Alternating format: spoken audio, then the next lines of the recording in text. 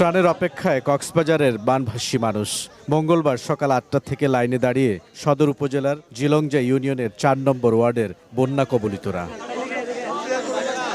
সকাল 10টায় সদর উপজেলার বন্যা কবলিত এলাকা পরিদর্শন করেন বিদ্যুৎ, জ্বালানি ও খনিজ সম্পদ প্রতিমন্ত্রী। বিতরণ করেন ত্রাণ। সহায়তা পেয়ে সন্তুষ্ট বন্যা দুর্গতরা। প্রায় ১ সপ্তাহ মতো ছিল পানি এখানে। আমরা এখন প্রাণ পেয়ে আমরা খুশি হয়েছি। পানি দিন ৩-৪ দিন মতো। এর আগে ২-১ জন দিয়েছিল আর কি। টাল হয়েছে না, পরে হয়েছে। এখন দিল না কেন আমরা জানি না।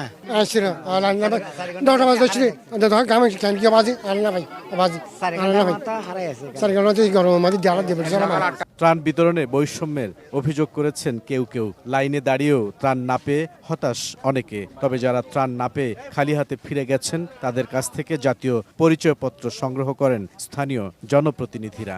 দেশ জুড়ে যে কোনো কেনাকাটায় ১০,০০০ টাকার বেশি অফার, তাই পেমেন্ট মানেই বিকাশ। না তালিকা করে দেয় না, এখনো টোকেন দেয় নাই। যারা দিছে তাদেরকে দিছে আর কি।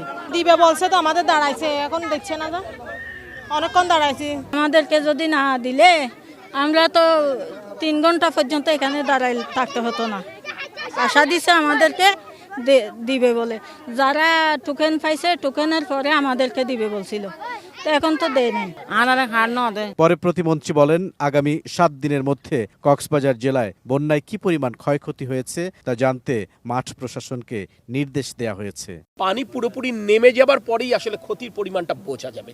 সে কথাটাই আমরা কালকে বলেছি যে আপনাদের কাছে প্রাথমিক তথ্য আছে, পানি নেমে যাওয়া শুরু হয়েছে।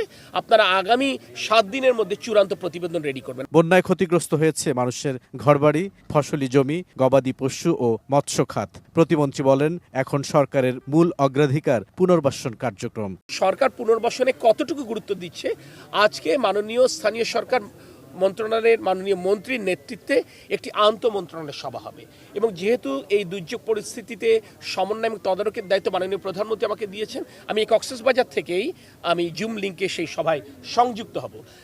এখন থেকেই সরকার প্রস্তুতি নিচ্ছে সকল মন্ত্রণালয়কে নিয়ে, যাতে করে আমরা পুনর্বাসন কর্মসূচিটা যথাযথভাবে করব। পাহাড়ে অবৈধভাবে বসবাসকারীদের জন্য বিকল্প আবাসন ব্যবস্থা গড়ে তোলা হবে বলেও জানান প্রতিমন্ত্রী।